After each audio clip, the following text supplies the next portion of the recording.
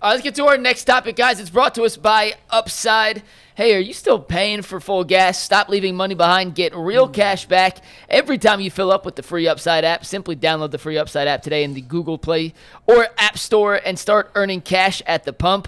Use our promo code TOUCHDOWN right now and get an extra 25 cents back per gallon on your first fill-up. You can make up to $300 a year just from buying the gas you already needed. At first, I thought it was too good to be true, but it is totally legit. Real people are getting paid just to make their daily commutes, and you can too.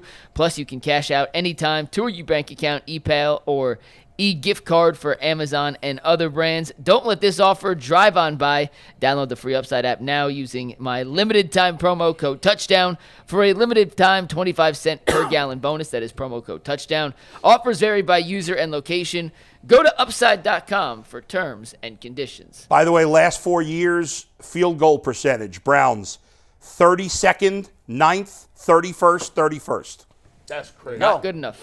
Not There you go. good enough. Yeah. All right, guys, the other main talking point coming out of yesterday's loss were the 2 interceptions that Joe Flacco threw. I think we could all agree that neither were directly on Joe, hit receivers in the hands, and then led to some pretty impressive plays by Cincinnati to turn those drops and bobbles into interceptions.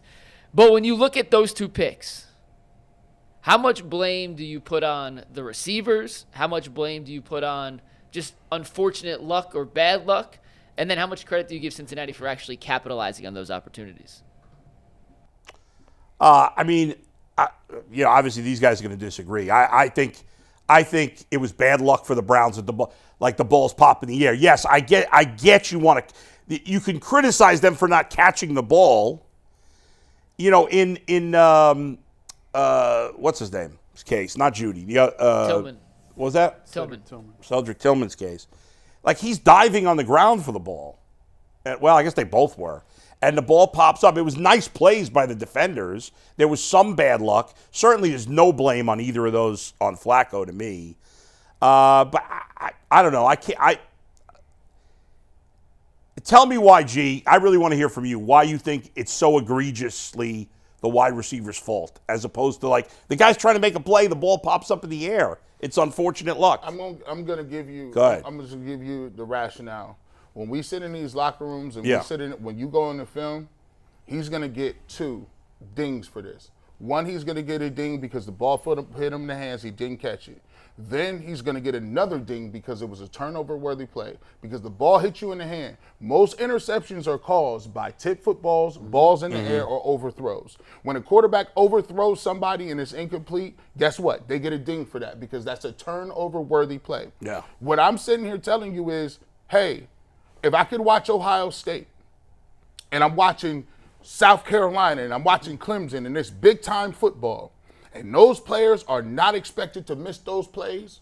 Once you get to the professional level, you are a pro. That means you do it for a living. If you call a pro to your house, you expect them to put the roof on correctly. I don't want to call you back out here in the winter and say, it was just a mistake. We left the hammer in there and there's a hole. Guess what? Mistakes cost you money, points, and your job. At the end of the day, when you are a surgeon, right? When you're a surgeon, every time you go in there, you want to save somebody, but you better be on point. Ain't no I forgot the scalpel inside somebody's stomach. That don't work for people. Cedric Tillman is a 4-year pro. He's been up and down. I could go back to another game where Cedric Tillman dropped another football on 4th down from Joe Flacco going back to that season. Maybe you can find the game, McNuggets, and Cedric Tillman dropped one of those footballs. It was not Joe Flacco, though. It was Deshaun Watson. It was against the Giants last year where it hit him between the 1 and the 9. Yeah, let me ask you this. That was a nice play on the touchdown. It was a nice throw by Joe. It was nice. It was a nice grab by Tillman. Would you say there was more good than bad from Tillman in this game, or no? Listen, more good than bad, 50-50, does not make you a pro. Yeah, our kicker made 2 kicks, too. I don't care. So what I'm explaining to everyone, there is 1 or 2 plays in a game that separates professional teams. If you consistently don't make those 1 or 2 plays, you're losers. You're not. You don't say we almost did it. When you get a chance to make a play, you have to make it. And Joe Flacco, the throw he made right there, that throw, he threw it with anticipation. Gee, the Bengals missed a lot of plays in the second half. Are they losers? Losers give the game away. Well, I mean, good teams give away. Did the Ravens give the game away? Did they not? Listen, I can keep giving you epic giveaways. Yeah. The Browns gave a game away against the Jets. Agreed. That was even worse than this. Agree. I hear you. Listen, ultimately, yes, there's some blame on the wide receivers on those plays. You had to catch the ball. I hear you, but I don't think you throw everything out because of that play. Oh, no, here's what the coaches are telling you. Yeah. You don't get it was okay, cool when you lose. I think I want people to understand. Like, there's a difference between us covering it and a difference between being there. When you're sitting in that room and they watching that film, no one's telling, hey, it's okay, get them next time, Tiger. That don't happen. That's not what I'm saying, though. I'm saying it doesn't have to be 100 or 0. Yes, it does. It's a make or miss league. Okay, but good players miss sometimes. He's not a good player. I'm not saying he's a good player. Cedric Tillman has missed preseason games. He's missed postseason games. He's shown some promise. This is not the first time. When he was playing with Joe Flacco the first time, Joe was telling him, yelling at him, hey, listen, man, you got to be here, over here, doing this, doing that. Listen, the thing is, do we want the participation trophies or do we want to win? No, that's not fair. I'm not saying that. I'm going to take G's side on this. What are we? I'll tell you I'm what. not saying participation I trophies. do agree with Bull. There is some nuance to this, but my point, I think, is a bigger point, and here it is. It goes back to the culture.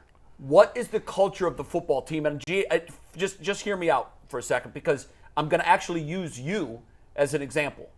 There was a culture and a level of expectations when you played at Canton McKinley. Yep. Why? You guys were national champs. Yep. We got no room in this team for guys who aren't making plays.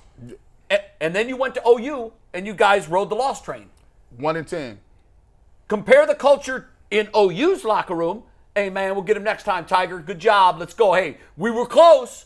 That's one culture. The other culture is Canton McKinley, where one guy makes a mistake. One guy drops a ball and it goes into the defender's hands, and that costs the teams the game. There is accountability for that player inside the clubhouse. I will say, like, when I watch the Ravens, I always go back to the old Ravens with Ray Lewis, because Ray Lewis, to me, was the ultimate leader. Everybody on that football team knew that we got to be our best on every single play, because any given play can cost us the game. That's a culture. That's a mindset. I've seen other teams in the NFL that have had that culture. Yeah, but does the winning build the culture, or does the culture build the winning? That's a great question. The quarterback builds both. Yeah, it does, but in the Ravens' case, it came from a defensive player. Yeah. It is a great question, because it's a chicken or an egg question, right? But I've seen in Detroit where Dan Campbell came in and they were on the losing train, and Dan Campbell came in, you know what he did? Guys, it's a new day. We're not playing that stuff anymore. We're not the old Detroit Lions. We're the new Detroit Lions. We're going to turn a page. And he is a strong, forceful personality. He's the antithesis of Kevin Stefanski. That guy came in there and whipped up a new culture immediately. Boom. So I do think, in most cases, I think the winning leads and the culture follows. Yes. But there are examples that I've seen where a guy can come in, click his fingers, and the temperature in the room changes dramatically and immediately. And so we're not talking about one play. We're talking about 2 missed kicks. And to your point, it wasn't all bad. They caught some of them. Well, he made 2 kicks too. But he missed 2 kicks that would have won the game for them. Yes, Tillman made some plays. Of course, Fannin made some great plays. I bet Fannin is beating himself up today. Yeah. Because he knows what that drop meant. On the interceptions, to answer Mike's original question, 80% of that is on the receivers.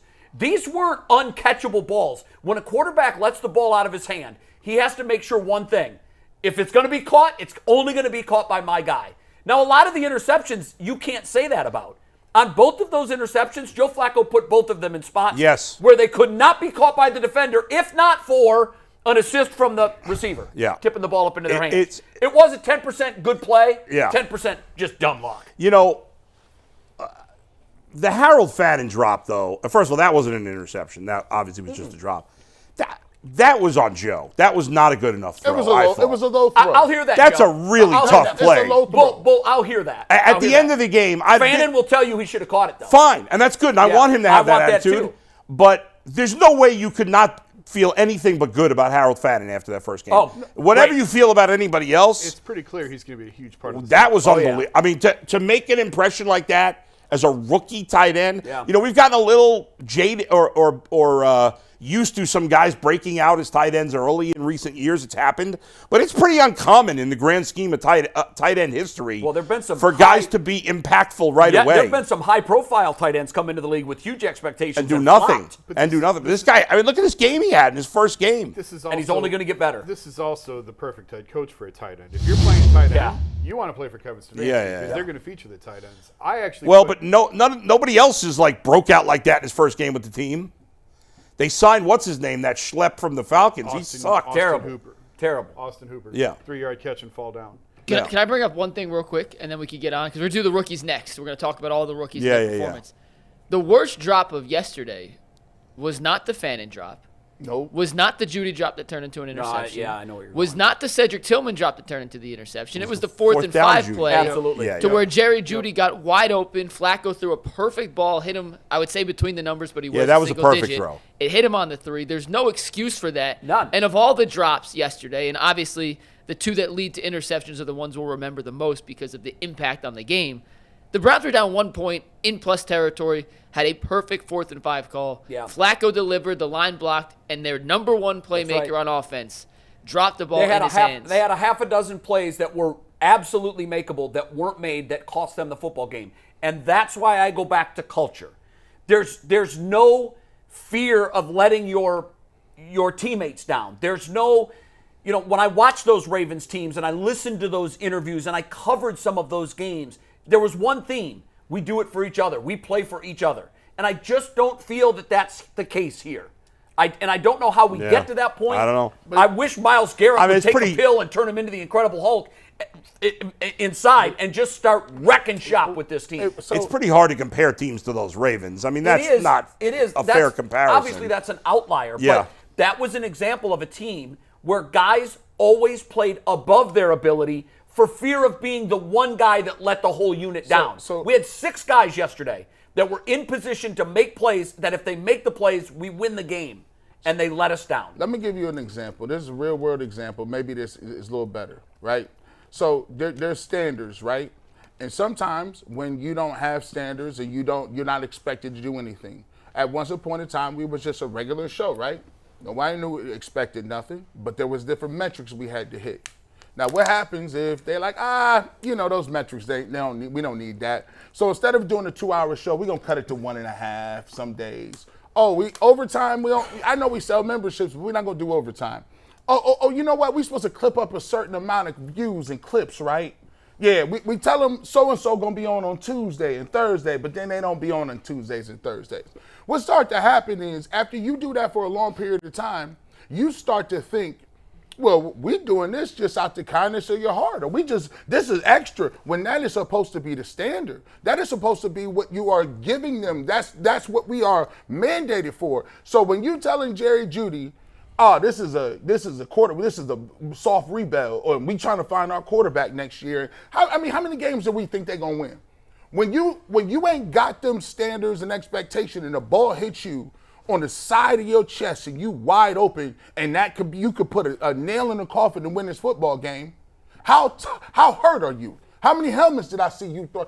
You got to be beside yourself. But guess what? It ain't beside yourself. It's on to the next week. We got Baltimore next week, a tough division. You know what? That permeates, because at the back of their mind, he's saying, well, I'm the best receiver we got. So what's the alternative? Jason, what did you think about those plays? Complacency kills, G. Complacency kills. I thought the Jeudy drops were a lot worse than the Tillman drop was bad too, of course. It leads to an interception. Jerry Jeudy's supposed to be number one receiver on this team. He's being paid like the number one receiver. And with that, it comes a higher level of responsibility. Cedric Tillman, I kind of look at this as like, okay, if this is a good team, right? This is not a good team. This is not a good offense. They lack playmakers. We saw that in the backfield. We see that at receiver. They have a 40-year-old quarterback and 2 rookies backing them up.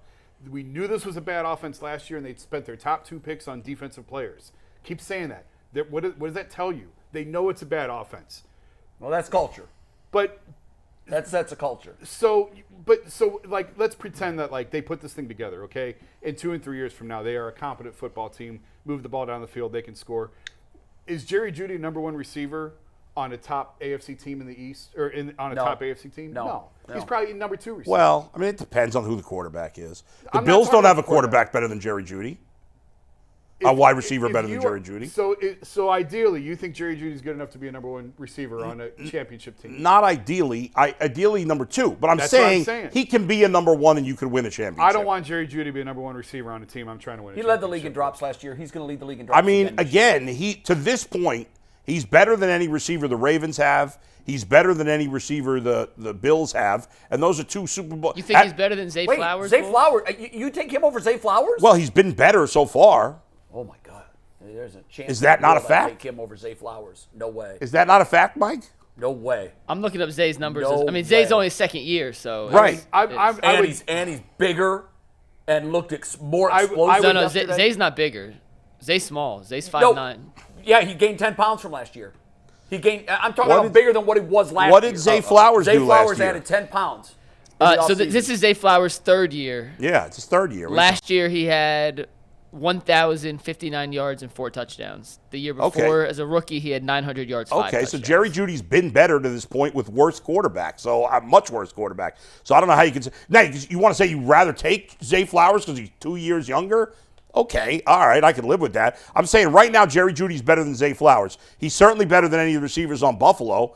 And those are the 2 biggest teams. By the way, you're proving my point. And I haven't been a big Jerry Jeudy guy, as you know, Mike. So let's not get carried away. We're proving my point. We're sitting here comparing Zay Flowers to Jerry Jeudy. Yeah. And you're like, well, Jerry Jeudy's a little better, but that's the point. Yeah. Is Jerry Jeudy locked all the way in? Like, oh, I missed the pass. It's really he's gotta cost. catch it. No, he's like, He's got to make the plays. Like, He didn't have a good enough game yesterday. I'm not arguing You that. can only ask guys to do what they're capable of doing, and Cedric Tillman actually showed me maybe he's capable of more. But at the same time, again, on a championship team, are you counting on Cedric Tillman to be one of your top targets? I'm not. No. Listen. He's the number on a great team. He could be a number best 3. A 3. At best, he's a 3. I don't know. By the way, with the kickers, I always say We don't know yet about him, but I would say he's a 3 probably. Cedric Tillman didn't leave the draft and send a letter to the Cleveland Browns to say, hey, pick me. They chose him. Right. So if he's not a number 3 receiver on a good team, what does that say about the people who picked him? Well, I think he could be a number 3 receiver on a good team. Why I said not? at best. At best, he's a number 3 receiver. So you got a bunch of threes. Bunch of threes don't win. I think you got 2s and 3s right now. Yeah. well, don't our know. next I think topic. That's why I said wide receivers needed. I think Judy's a 2.